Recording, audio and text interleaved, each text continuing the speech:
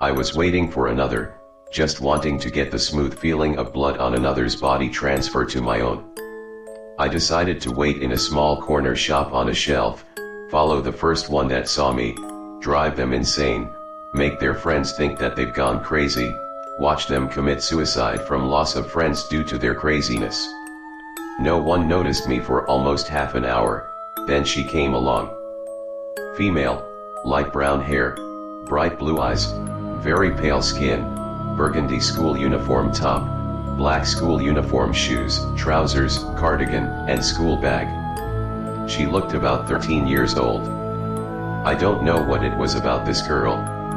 I felt that she had felt pain before, nothing violent, sadly, but pain that was there from years before, an emotional pain. I couldn't describe what the source of the pain was, but the feeling of her emotional pain was different. It felt good, but not as satisfying as violent pain, obviously. She seemed interested in me.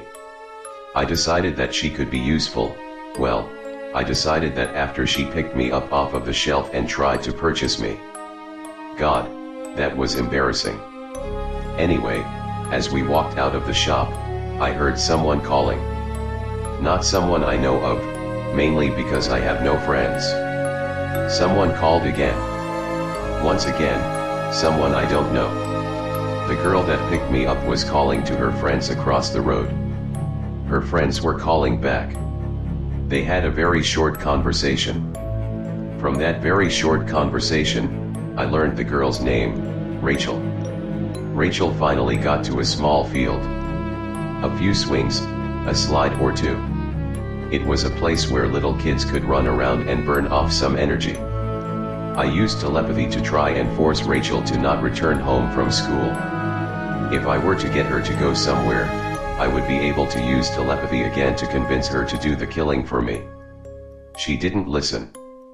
3 people approached me and Rachel, but mainly Rachel because I was immobile at that point. 2 boys and a girl, about 15 years old. I won't go into detail of what they looked like, they looked pretty much just like your average 15-year-old chaps. After a very quick conversation, Rachel was punched in the face. I could feel her pain.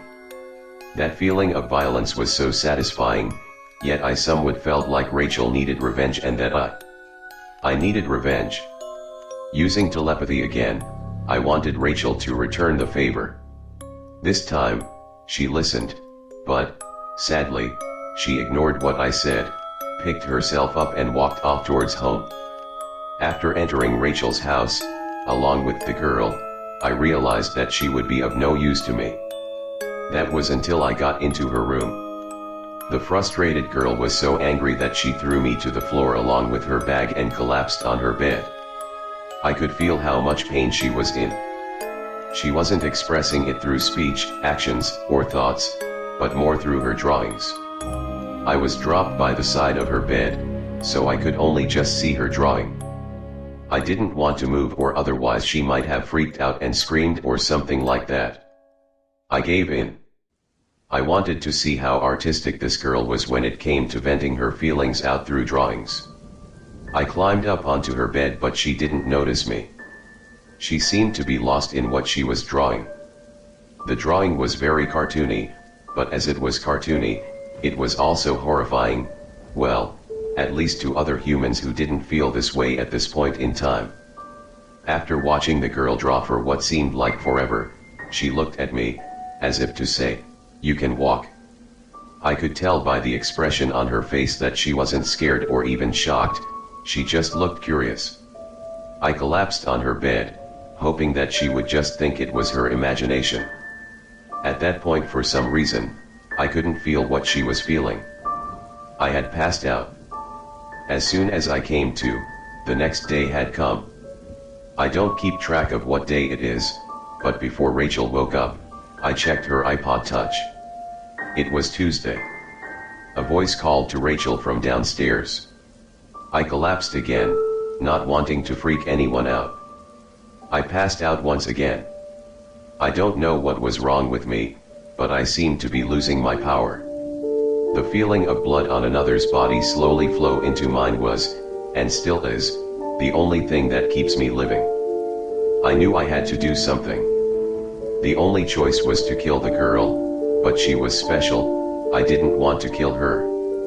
When I came to for the second time in a row, I was in the field, but just on the edge of it, laid down on a bench. Rachel was drawing again. This time I could feel her anger flow through me. It was so powerful it felt like getting hit by lightning, or what I imagined being hit by lightning felt like. I stood up once again to watch her draw.